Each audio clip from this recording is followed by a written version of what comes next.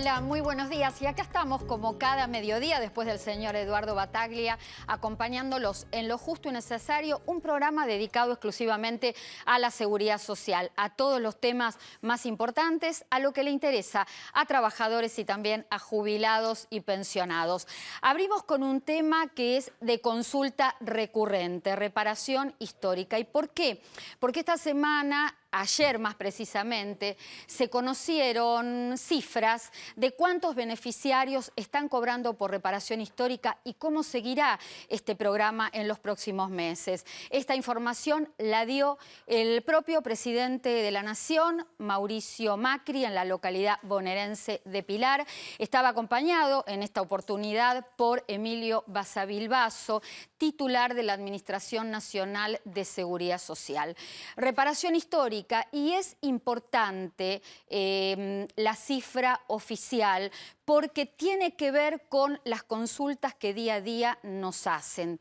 Hay que tener en cuenta que el objetivo de este programa es que estén alcanzados aproximadamente 2,5 millones de personas. Es un programa nacional que va a estar vigente durante 3 años, pero más que nada, ¿por qué hace falta mucha información? Porque hay que tomar una decisión, hay que decidir. Y lo que decimos siempre, hay que tomarse todo su tiempo, porque la decisión que puede tomar una persona quizá no le sirva a la que pueda tomar otra, porque tiene que ver con el bolsillo, con el contexto familiar, con las expectativas y realmente si este programa le resulta conveniente al bolsillo. Nosotros estas cifras oficiales las graficamos en placas que ya comenzamos a explicarles y les contamos entonces lo siguiente. Ahí está saliendo en pantalla alcances actuales de la reparación histórica. En este momento hay 1 millón de jubilados y pensionados adheridos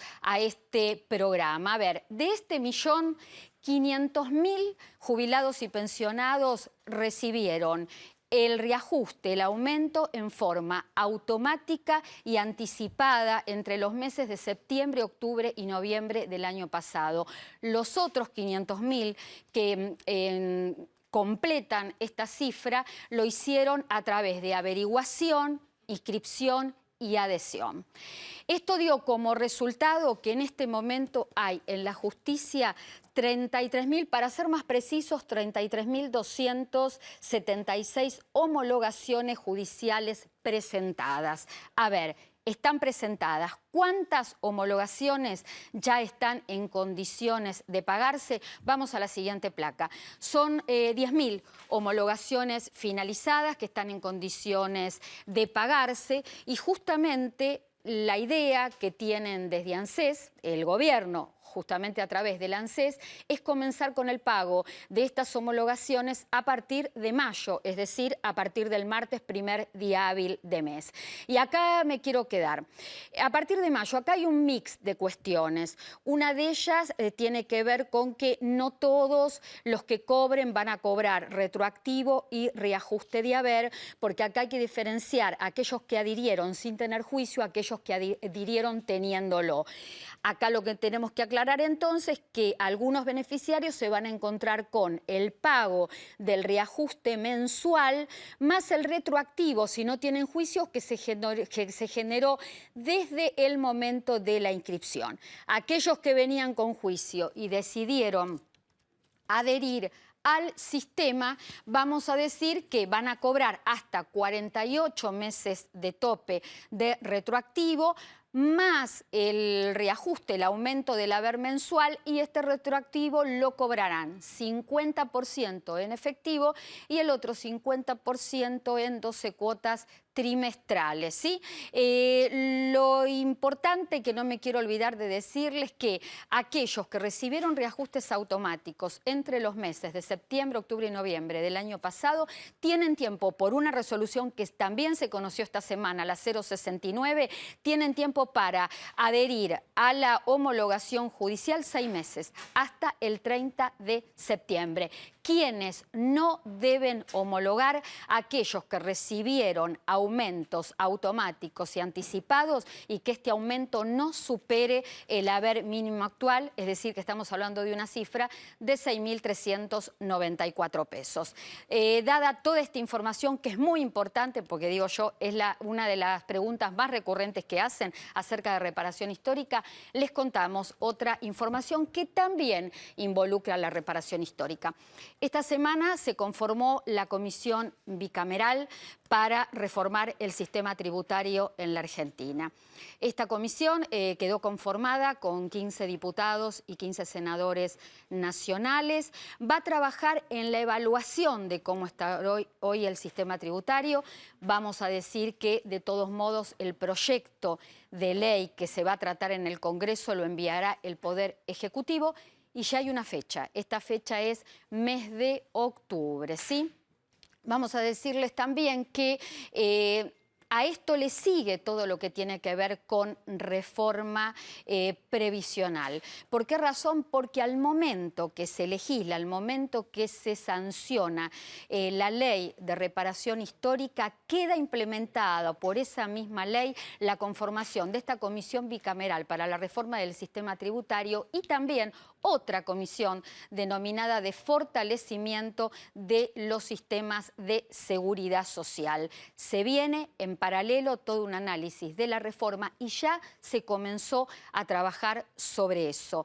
Hay varios actores, desde varios ámbitos ha sido la convocatoria, que se vienen reuniendo periódicamente para trabajar en esta reforma previsional. Entre los convocados está la coordinadora de cajas de previsión y seguridad social de la República Argentina, Caja de Profesionales de la República Argentina. Nosotros estuvimos esta semana hablando con varios integrantes de esta coordinadora. Pudimos, que me voy al encuentro, rescatar a uno de ellos para que estuviera en el piso de lo justo y necesario, el doctor Jorge Frega. Jorge vino gentilmente porque es el que está más cercano. El resto de los integrantes ha tenido que viajar a sus respectivas provincias y tenemos una entrevista, parte de la entrevista que le hemos hecho, que la vamos a presentar en unos minutos, pero te pregunto, Jorge, antes agradecerte, buen día. Buen día, gracias a vos. Y hacerte una pregunta puntual. ¿Cómo ves hoy la situación del sistema previsional y si crees que necesita cambios? Desde ya, la ley que tenemos hoy vigente es una ley de la década del 90, es una ley que ya ha perdido la mitad de su razón de ser, que era todo el sistema de las AFJP, que hoy por hoy ya no existen, fueron disueltas. Entonces, la dicotomía o la doble vía del régimen de capitalización y el régimen de reparto, hoy por hoy ya no es una doble opción, con lo cual hay que refuncionalizar todo el sistema y pensar en algunos esquemas que han quedado desarticulados. Se me ocurre que el primero de ellos, relacionado con los profesionales, es el régimen de autónomos y el régimen de monotributistas, que tiene todo un esquema para el tema contributivo impositivo, pero también lo tiene previsto para el tema previsional. A mí me gustaría, Jorge, compartir con vos la nota de la charla. Vos estuviste, el encuentro que tuvimos con los integrantes de la coordinadora de cajas de profesionales de la República Argentina. Hablan Gustavo Besberaggi, también Jorge Scardilli y José Ferreira, integrantes de esta coordinadora, donde nos hablan un poco, todos ustedes representan el sistema previsional provincial, donde nos hablaron un poco de su rol en esta convocatoria por parte del Ministerio de Trabajo de la Nación, además de cómo funcionan los sistemas de autogestión en las provincias y en qué puntos se está trabajando para reformar el sistema. La coordinadora de cajas profesionales fue invitada por el secretario actual de Seguridad Social, el doctor Paulucci, desde el momento en que se conformó, a integrarla, juntamente con varias entidades más que tienen participación dentro de lo que es el espectro de la previsión y la seguridad social a nivel país. Y bueno, estamos participando de las reuniones que mensualmente se vienen realizando desde hace aproximadamente un año y integrando los debates que se realizan dentro de la comisión. Durante el año 2016, en principio, hubo charlas generales donde se elaboró la Secretaría de Seguridad Social un diagnóstico de la situación actual. A partir de este año estamos trabajando específicamente en puntos mucho más concretos, la financiación del sistema, las edades para obtener los beneficios, las características propias de los beneficios contributivos y de los no contributivos. Son una variedad de temas bastante amplia y tratamos de poner la experiencia de las diferentes componentes del sistema previsional, las cajas profesionales como la nuestra, las provinciales y bueno, el ANSES, la suya, que son muy particulares. Las cajas son creadas por leyes provinciales. Con las reformas que hubo a las constituciones provinciales también fueron reconocidas en dichas constituciones, ya que el artículo 125 de la Constitución Nacional ya la está previendo, como algo que digamos que no fue delegado por parte de las provincias a la Nación, todo lo que es el tema relacionado a la previsión. Y la característica fundamental que tienen estos sistemas son netamente contributivos. Los que están a cargo de estos sistemas son los propios afiliados, que tienen sus órganos, ya sea consejos directivos, que son elegidos por sus propios afiliados, y tienen órganos también de contralor que permanentemente están monitoreando en qué se hacen las inversiones y cuál va a ser el día de mañana la factibilidad o no del sistema al cual están aportando. Vemos muy valioso el hecho de que escuchen las distintas voces dentro de esa comisión y que cada uno representemos el impacto que tienen las diferentes alternativas del sistema actual dentro de cada una de las particularidades de nuestros sistemas. Así que entendemos que el resultado de esto debería ser positivo, o sea, recolectar todo este grado de información y este nivel de debate que es excelente, necesariamente tiene que dar un resultado positivo. Nosotros tenemos la mayor de las expectativas en que se escuche nuestra voz, nuestra participación, tal cual como está ocurriendo, pero amén de eso también ofrecemos la posibilidad de realizar las mejoras que hagan necesario nuestro sistema. Todos entendemos que la previsión es de continuo análisis y mejora. Jorge, mira qué pregunta difícil te voy a hacer. ¿Imaginas un sistema previsional nacional bajo un mecanismo de autogestión? ¿Es posible? Sí que es posible. No solo es posible, sino de hecho en el origen de la evolución de la previsión en Argentina hubo mucha autogestión. Los sistemas provinciales, o sea, los que no fueron delegados, los que mantienen las provincias, tienen participación. El IPS es un ejemplo de los representantes, de los actores del sistema, los representantes de los sindicatos, los representantes de la gente, del mismo jubilado.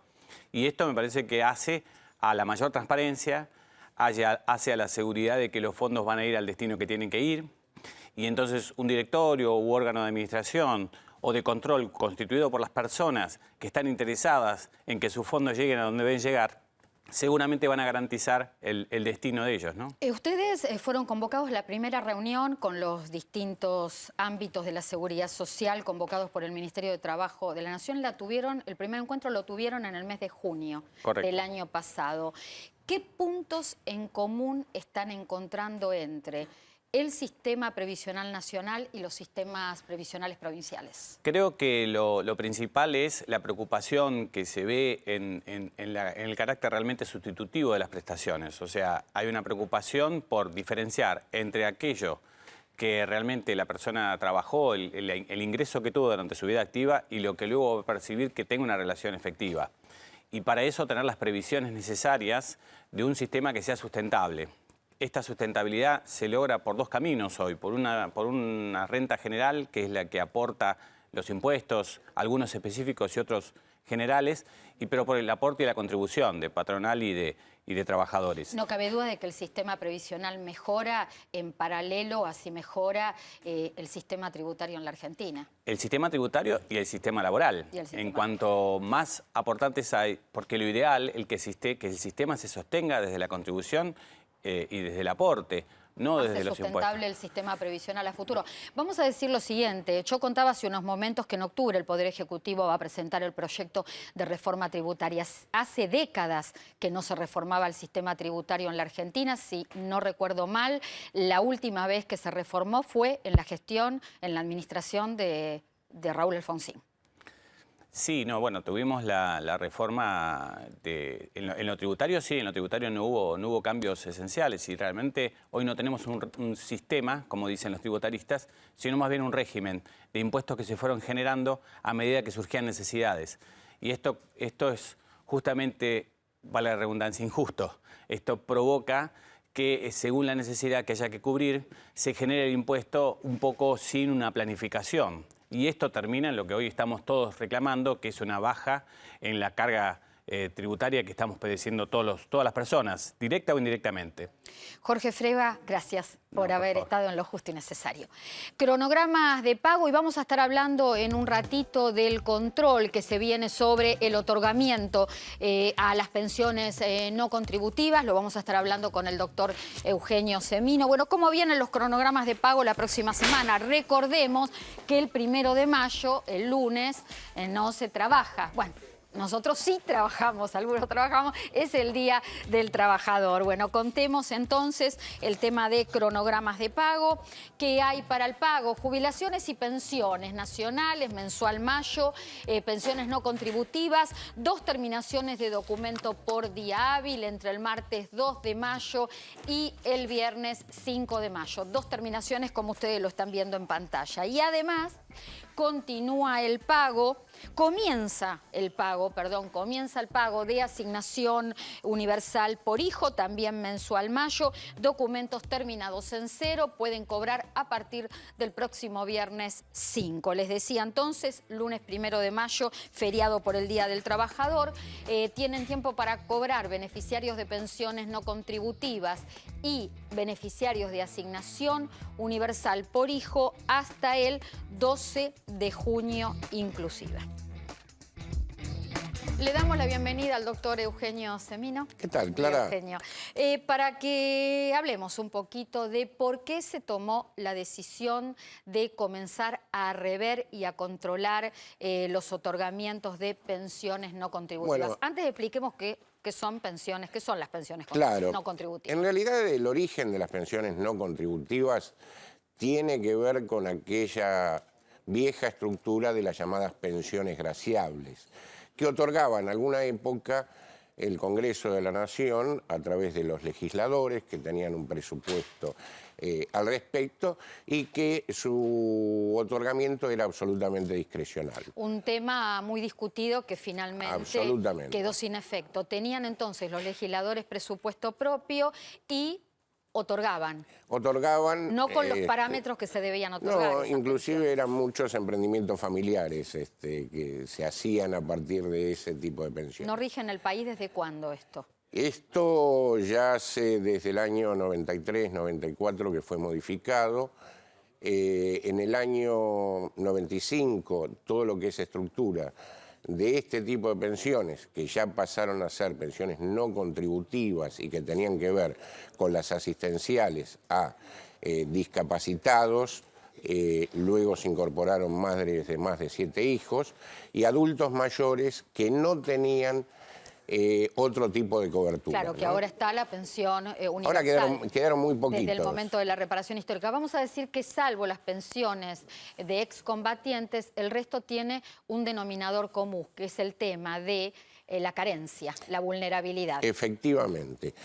Y también estas pensiones, como suele ocurrir en Argentina, tuvieron distorsión de otorgamiento en esta nueva modalidad a la cual referíamos, más allá de que hay que cumplir requisitos, sobre todo en periodos preelectorales y demás, se hicieron desaguisados o se entregaron incorrectamente. Inclusive vimos en la pantalla de televisión como ciudadanos de otro país, ciudadanos paraguayos, países limítrofes, se les otorgaba este tipo de pensión, fijaban una residencia y después los traen para votar en determinados momentos. 3.000 casos se detectaron en la provincia de Formosa a principios de años de extranjeros que no estaban viviendo en la Argentina en este momento, pero que además no podían probar los años de residencia que exigía en ese momento el otorgamiento de este tipo de beneficios. Así es, y en razón de eso se empezó a hacer una verificación de otorgamiento, por lo cual se han suspendido, sobre todo, muchas pensiones de personas nacidas en el extranjero que tienen residencia desde hace muchos años acá.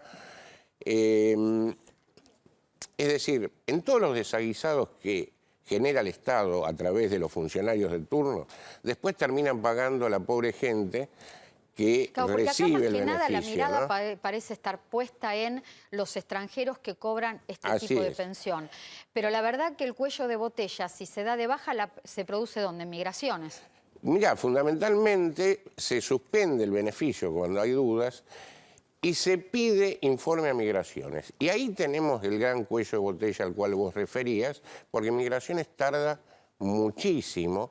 E inclusive hay situaciones particulares, sobre todo, por ejemplo, de ciudadanos uruguayos, que han entrado y salido del país con habitualidad, que tienen la familia constituida acá, sus hijos y demás, y que a veces no coincide la fecha de ingreso al país. Es decir, que mientras se investiga se da la baja. ¿Y qué pasa si a ese beneficiario estaba cobrando con todas las de la ley esa pensión no contributiva? ¿Qué hacemos? Después le tienen que reintegrar, pero lo que hay que tener en cuenta a quienes están encargados de esto, fundamentalmente pedimos la celeridad de informes de migraciones al respecto y la aclaración a los funcionarios que en los meses que se investiga la persona no come.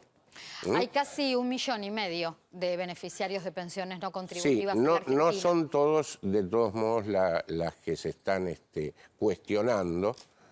De todos modos, yo hago una columna en Radio Ñandutí de Paraguay, están muy preocupados porque ahí también pagan buenos por pecadores. Claro. En Bolivia pasa lo mismo, así que lo que pedimos es celeridad y que no se suspenda hasta que no esté corroborada la irregularidad. Pregunta, ¿por qué si son pensiones no contributivas que provienen del Ministerio de Desarrollo Social de la Nación, el organismo que va a controlar es la Administración Nacional de Seguridad Social? Porque, mira, se pasaron esas pensiones en el año 95 a Desarrollo Social. Recuerdo estaba en ese momento el ministro Eduardo Amadeo. Y lo que hoy hace ANSES es ser el órgano ejecutor en términos de que tiene la infraestructura como para responder. La Comisión Nacional de Pensiones Asistenciales es pequeña en su estructura y ANSES facilita todo lo que es el pago, control, seguimiento, ¿no? Nos queda muy poquito para ir a un corte. Respuestas a consultas. Antes quiero decir que el Ministerio de Desarrollo Social paga estas pensiones a través de la Comisión Nacional de Pensiones No Contributivas.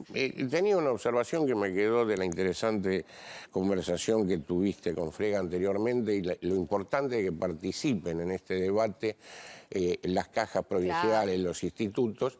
Ahora, como siempre hay un convidado de piedra que son los que ponen la plata, porque de esta discusión no participan ni los trabajadores activos ni los jubilados. Bueno. Es decir, se siguen haciendo comisiones. Un llamado de atención entonces para que los convoquen. Sin los que sufren las consecuencias y los que ponen la plata. Siempre hay tiempo. Cada 15 días se reúne esta comisión de fortalecimiento de los sistemas de seguridad social. Y vamos ahora a Ramón Elpidio González, que nos pregunta sobre su expediente de jubilación. Le comentamos que el día 3 de marzo ya salió la resolución favorable. tiene que retirarla, si no le ha llegado por correo, a la UDAI Reconquista, que es donde la tramitó. Mario Bianco nos consulta, nos dice lo siguiente: rechacé la propuesta que me hicieron respecto a la reparación histórica y ¿estoy habilitado para iniciar un juicio? Sí, obviamente que sí, porque no ha renunciado a ese derecho, y aún los que renuncian está la duda entre los abogados si igual no pueden demandar judicialmente, así que lo puede hacer cumpliendo el requisito previo del requerimiento administrativo. A Eva Gallén de Caxtex, La Pampa, de la provincia de La Pampa, todo trámite o toda averiguación que necesite hacerse acerca de reparación histórica con la clave de la Seguridad Social. Si no, no hay forma de acceder al sitio para poder buscar toda la información que es clave, porque es la que nos va a hacer que la persona decida si es conveniente o no. Marta Zanón, viuda 2 veces, tiene 2 pensiones, dice si puede que le corresponda reparación histórica por ambas pensiones. Sí, se tienen que dar una serie de requisitos. La reparación histórica no alcanza a todos, pero alcanza a una buena parte de la población que puede resultarle interesante, pero por eso yo siempre digo averiguar todo y hasta que no tengan toda la información no tomar ninguna decisión. Ahí hay una duda respecto a esto que nos consultan mucho, Clara, aquellos que directamente, como vos comentabas al principio, se les comenzó a pagar a partir de septiembre, octubre, sin la necesidad del consentimiento previo.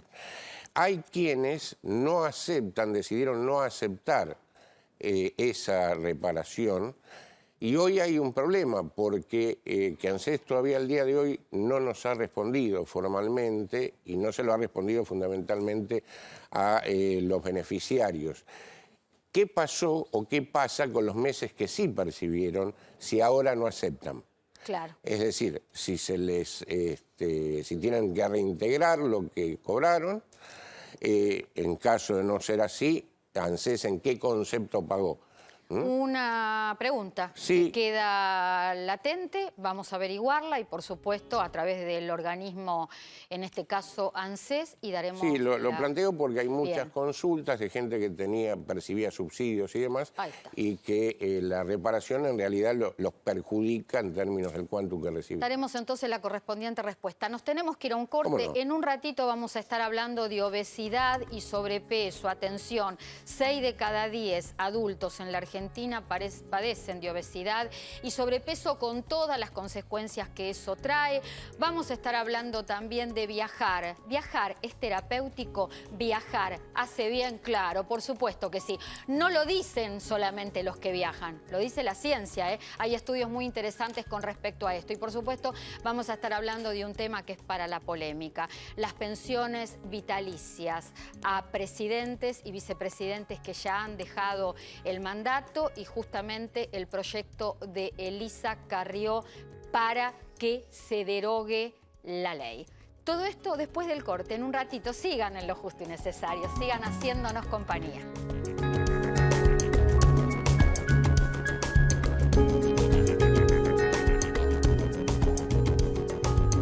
¡Qué elegancia! ¿Pero a dónde van con tantos descuentos en espectáculos? No sabemos ir al cine o ver ballet. Vayan al teatro pero con los lentes puestos. Ballet en 3D. Salí a disfrutar. Invertí en la vida.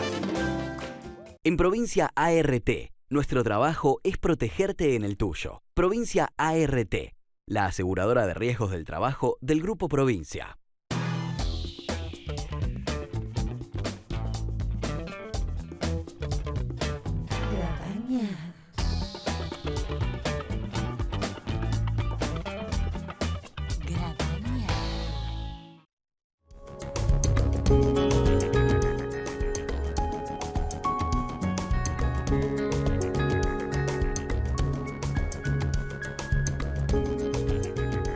Qué tema de las pensiones vitalicias, porque se conocieron los nombres de 5 presidentes, expresidentes y 3 ex vicepresidentes que están cobrando pensiones vitalicias, y a partir de acá la polémica, una sociedad dividida en toda esta situación, y en este contexto Elisa Carrió con su par, Fernando Sánchez, de la Coalición Cívica, presentaron un proyecto de ley al Congreso Nacional para derogar las pensiones vitalicias para los mandatarios. Por supuesto que de acá para adelante, para atrás no es posible porque son derechos adquiridos.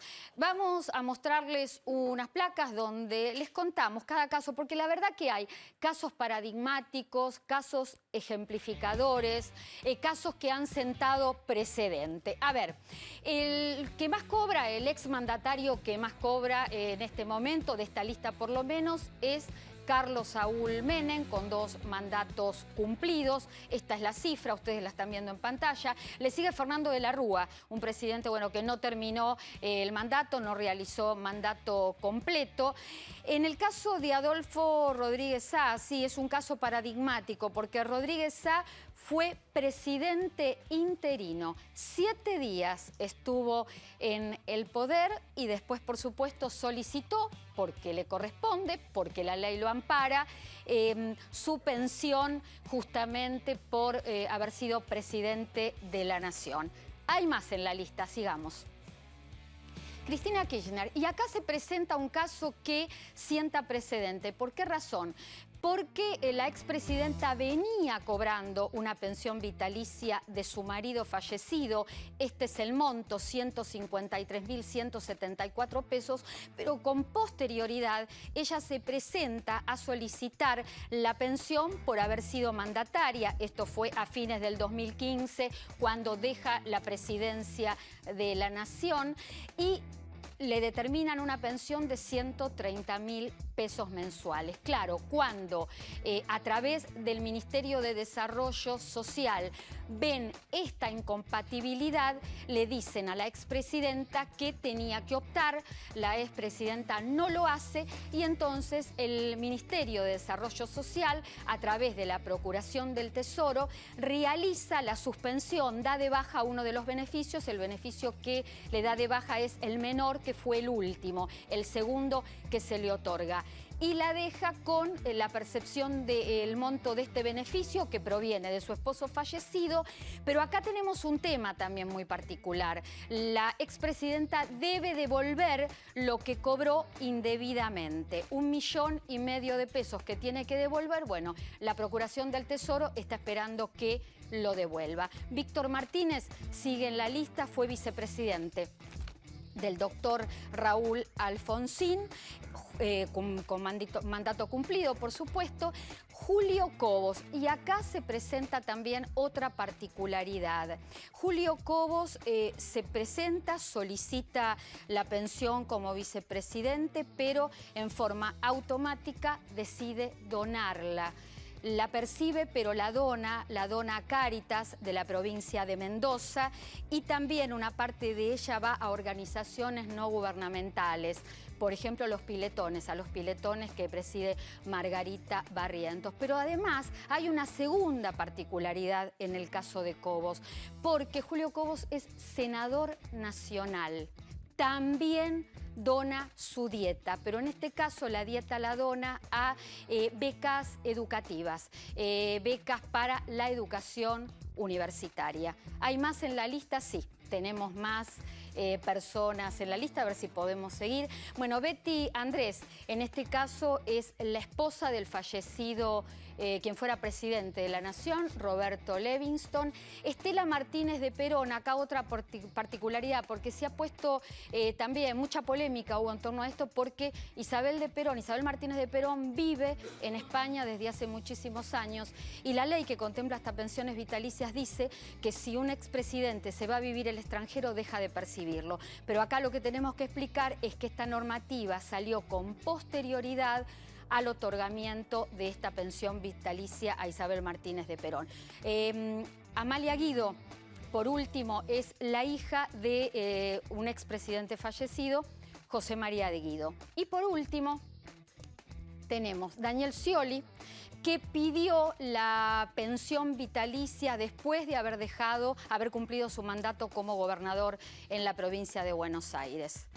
Y un caso también paradigmático que lleva toda una discusión. Amado Boudou, vicepresidente en el segundo mandato de Cristina Fernández de Kirchner. Bueno, su pensión está en trámite, está demorada porque se tiene que adaptar el expediente a todo el tema de la digitalización. Simplemente por eso se demora, porque es parte de la burocracia que a veces tenemos en el país en distintos ámbitos, pero la sorpresa es que Amado Boudou está como ansioso por cobrar la pensión vitalicia porque presentó al Ministerio de Desarrollo Social de la Nación un recurso de amparo para que agilicen su trámite. Y uno dice, ¿todos tienen derecho? Sí, hay una ley que los ampara, tienen derecho, pero acá lo que se pone también un poquito en juego es el tema de la moral. Me parece fantástico lo del proyecto de Elisa Carrió, porque yo creo que acá en la Argentina, más que nada, aquellos que han ocupado puestos de poder muy importantes, hay mandatarios que han usufructuado ese lugar que les ha tocado de honor en su provecho, y la verdad que la Argentina, nosotros que estamos en el llano, venimos recibiendo el mensaje todo el tiempo que para algunos todo o casi todo, y para la mayoría nada o casi nada. Y así no funciona un país. Las leyes deben crear una igualdad entre todos los ciudadanos, y hay que bajar a algunas personas al llano y que se den cuenta que todos somos iguales ante la ley.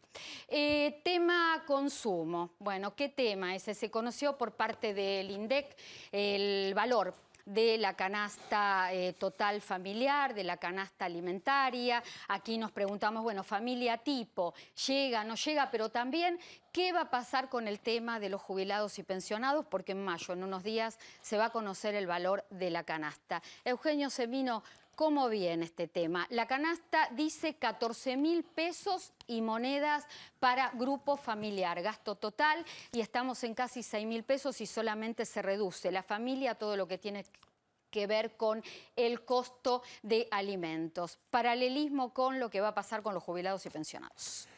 Así es, Clara, y realmente una canasta que responde en esos 14.000 pesos a precios del mes de noviembre del año pasado. Obviamente, estos precios han seguido, desgraciadamente, su decurso con una inflación más amorigerada en términos de lo mensual, pero que hoy que estamos calculando la nueva canasta, estamos observando que, por ejemplo, en el último semestre del año pasado, el rubro medicamentos tuvo un incremento en muchos de sus específicos de casi el 100%. Así que esto obviamente pesa sobre los números que vamos a dar a conocer la primera semana de mayo, y coincide con el trabajo en común con el Observatorio de la Deuda Social de la UCA y la Fundación Navarro Viola, que en una mirada multidimensional ha manifestado esto que comentabas vos en programas pasados, que casi un 40% de los jubilados no pueden cubrir sus necesidades más elementales. Así que realmente estamos viendo hoy una situación muy compleja.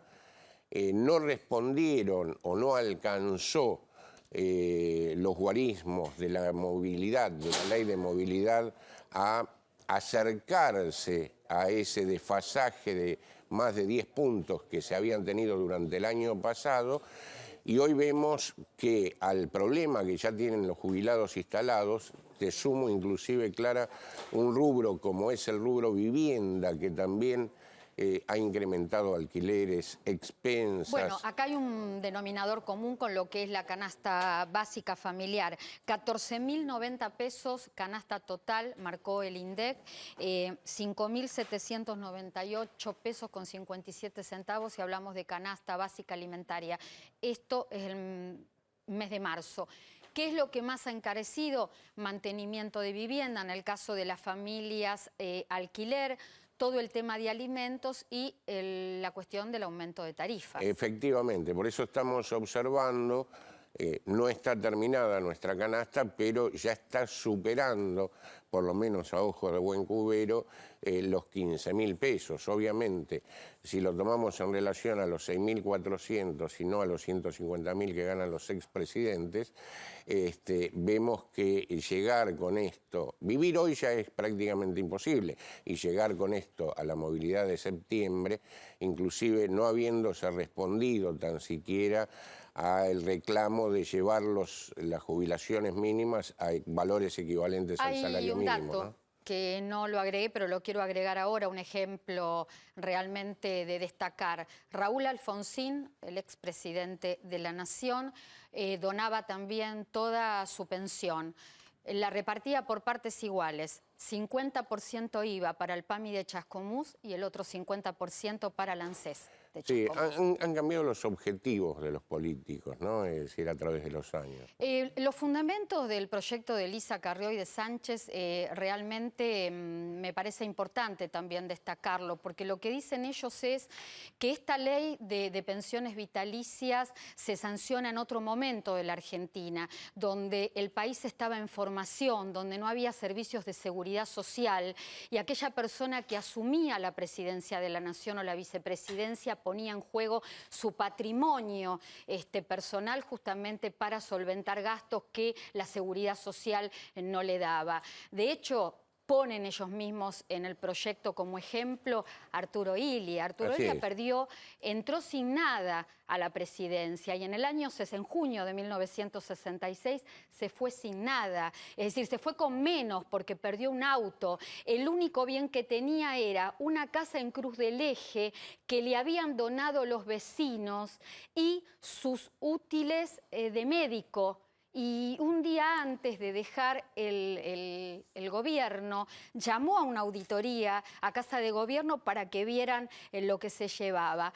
Illia no aceptó la pensión vitalicia, le dijeron, le corresponde, y él dijo, no, no voy a recibir del Estado una pensión de un Estado que me saca injustamente del poder. Sí, hay muchos ejemplos de este tipo que son quienes hicieron la patria grande. Hay otros que se hicieron grandes a partir de utilizar los recursos de la patria, ¿no?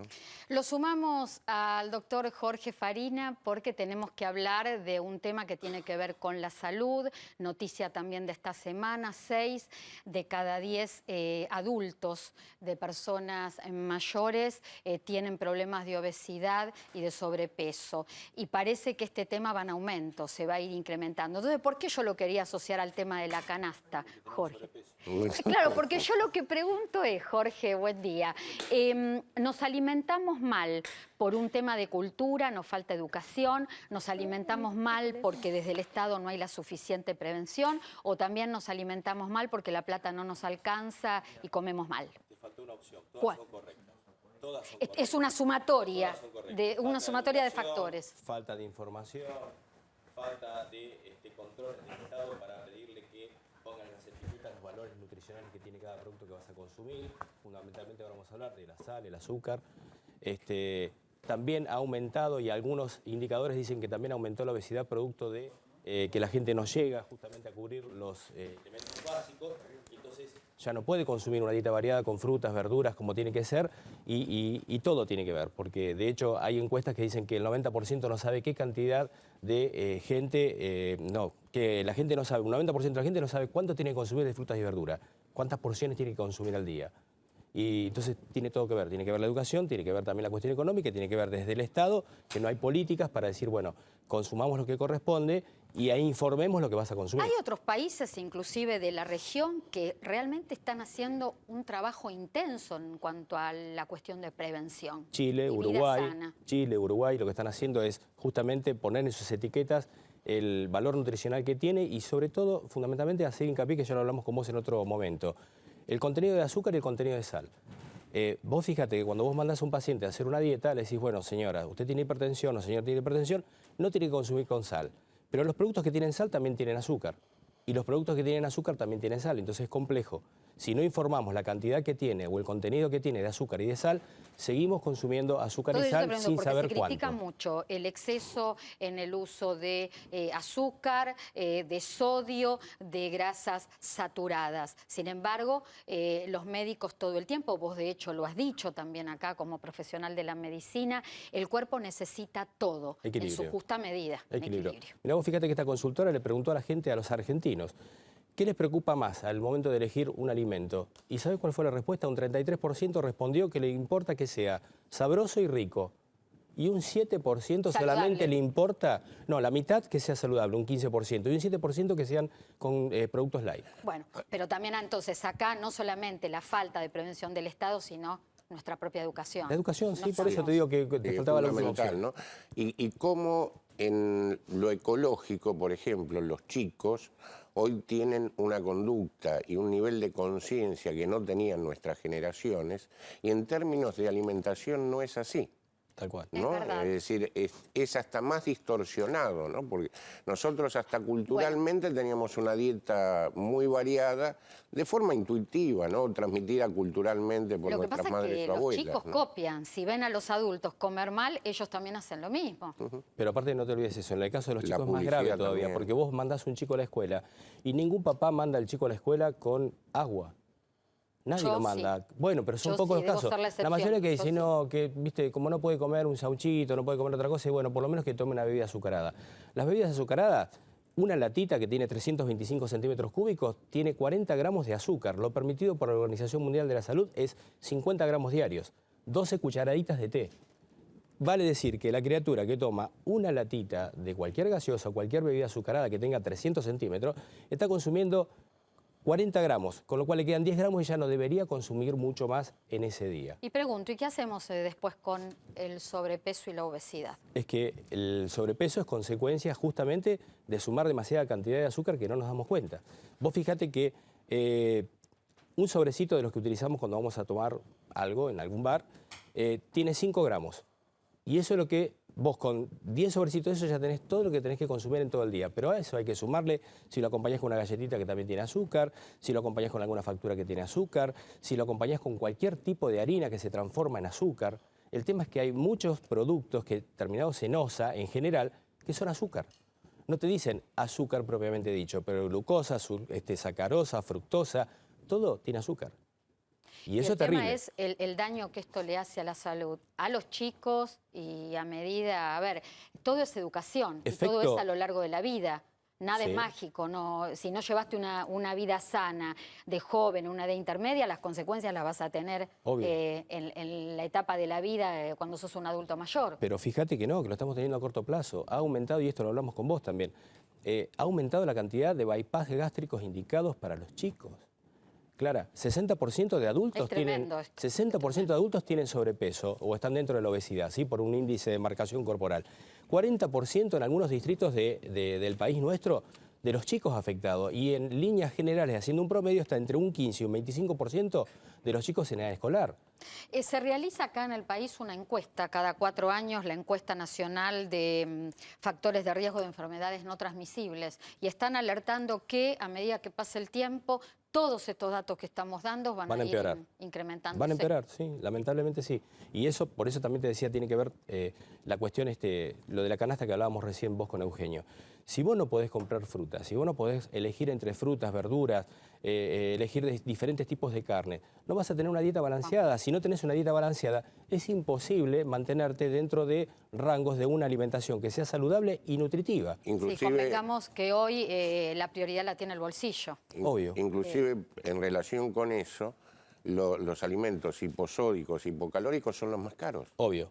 Es decir, cuando tenemos que consumir dentro de una dieta ese tipo de alimentos, que alguien me explique cómo con 6.000 pesos se puede hacer, ¿no? ¿Cómo haces? Vos fíjate que una de las medidas que quieren proponer es, que lo están haciendo en otros países, como vos bien decías, es aumentar la carga impositiva para aquellos alimentos que no sean saludables. En Chile lo están haciendo, en Uruguay lo comenzaron a hacer, en países del primer mundo lo están haciendo. Acá no, acá tienen la misma carga impositiva, un alimento que es saludable contra un alimento que no lo es.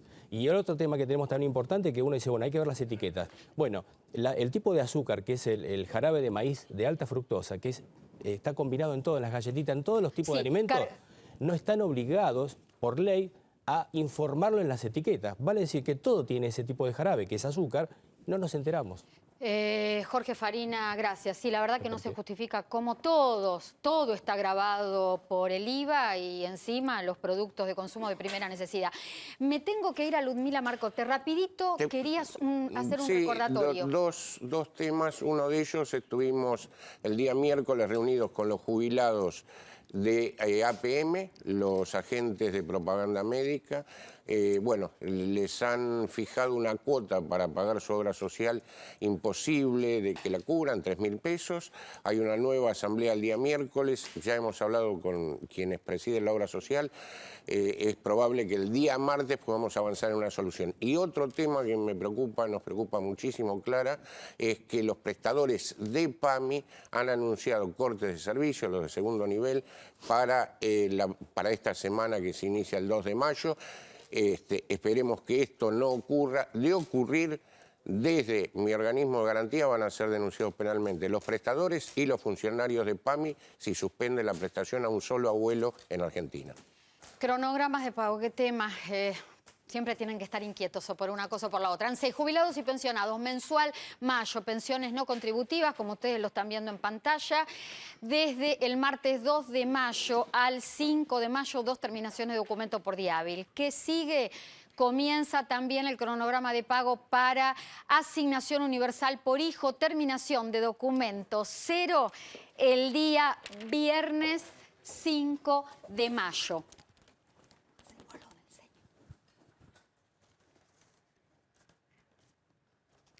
Estamos con Ludmila Marcotte, gracias por acompañarnos una vez más. Muchas gracias. Y hablamos con ella de Viajes en Compañía. Así se llama su empresa, pero la verdad que suena muy lindo Viajes en Compañía porque está muy relacionado a la realidad.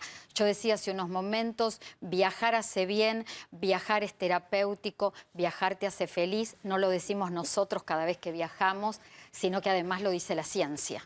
Totalmente. Mira, yo creo que cuando hablamos de viajar es el momento deseado por todos. ¿Quién no le dice la palabra viajar y se le saca una sonrisa?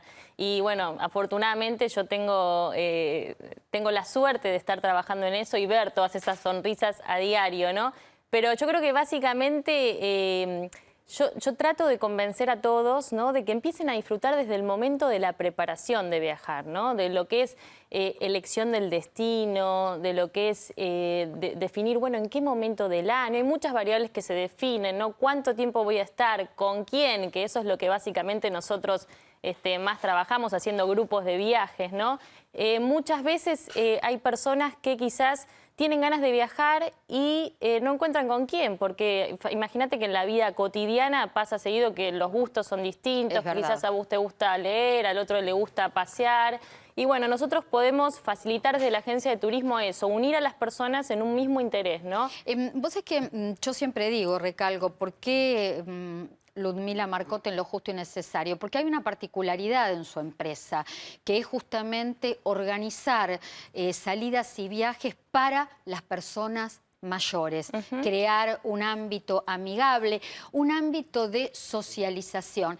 Y me gustó algo que me enteré, que tiene que ver con que retoman las salidas culturales y también retoman inclusive turismo dentro de lo que es Buenos Aires. Y eso es bueno, porque quizá a no todos les alcanza o les da el bolsillo para realizar viajes fuera del país. Totalmente, sí, eso te lo comentaba, nos han pedido mucho, la verdad, nosotros no solo ahora, quiero sí mencionar que el 18 de mayo salimos a Chile, porque muchos me están preguntando por ese tema, ¿cuándo es la fecha? Es el 18 de mayo. Pero además empezamos a incorporar justamente las salidas culturales en Capital, que sé que hay muchos... Que así nos conocimos y hay muchos que me pedían, así que sé que van a estar contentos con eso. Y además otra cosa, siempre cuando termina la nota del programa nos llama gente de todas las provincias y ahora va a ser la primera vez que vamos a empezar a traer gente de otras provincias a Buenos Aires, armando el Buenos Aires cultural para que puedan venir a visitarnos. Así que, bueno, yo creo que el viajar es una especie de terapia, ¿no? Que se tienen que animar porque te saca un poco de tu vida cotidiana, las preocupaciones. Los viajes hacen que nuestros días sean distintos, porque uno sale de su contexto cotidiano, de su contexto habitual, pero también de las responsabilidades diarias, que a veces de alguna manera nos presionan y nos cansan. Las pone en suspenso y yo creo que también se las hace ver de otra manera, desde otra perspectiva, ¿no? Conectarte con, qué sé yo, experimentás la vida desde los sentidos. ¿Por qué digo esto? Porque uno se pone en contacto con nuevos olores, nuevos sabores, nuevas comidas, nuevos paisajes, nuevas experiencias en general. Entonces eso es un plus. Y vos hablabas antes de, creo que al principio cuando llegué, de los beneficios que trae, que la ciencia lo dice. Hay muchos médicos que recomiendan viajar porque está comprobado que es, digamos, que es una de las mejores maneras para ejercitar y poner en funcionamiento el cerebro. Vamos a poner, hoy no porque todavía no las tenemos, pero ya les decimos, imágenes de publicidades. Por ejemplo, vos me comentabas hace un ratito de una publicidad que se está llevando adelante en Dinamarca, que tiene que ver con una línea aérea y que fomenta el viaje para las personas mayores. Sí, sí, totalmente. Las personas mayores, yo creo que es lo que decía, los médicos aconsejan viajar porque es una manera de los desafíos, los nuevos desafíos, el salir de tu rutina, es una de las claves para ejercitar el cerebro. Y te lo digo porque yo, además de los viajes, hacemos talleres de estimulación para prevenir deterioros en la memoria. Y trabajamos todo el tiempo en el hacer cosas nuevas, en los desafíos. Y la verdad es que los viajes, para los más afortunados, los que puedan hacerlo, es la mejor manera de poner en funcionamiento el cerebro. Ludmila Marcote, gracias. Feria del Libro comenzó hasta el 15 de mayo. Acuérdense, jubilados y pensionados de lunes a viernes gratis y los menores de 12 años también, ¿eh? Hay que educarse y leer entretiene. Nos tenemos que despedir. Gracias por habernos acompañado. Hasta el próximo sábado, dentro de 7 días acá. Muy bien, en lo justo y necesario. Así, ahí está, fuerza, con energía. Chao.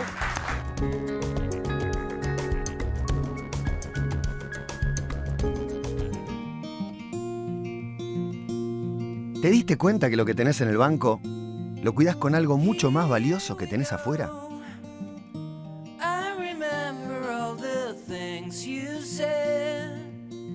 Cada vez que pensás en una clave, buscás adentro tuyo algo que te dé muchas ganas de recordar.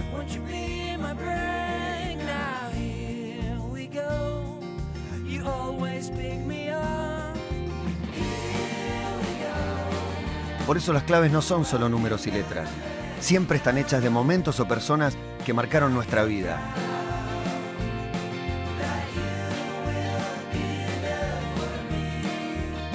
En Superbiel nos dedicamos a hacerte las cosas más fáciles para que puedas disfrutar de lo que tenés afuera del banco. Superbiel, lo más valioso está afuera de un banco.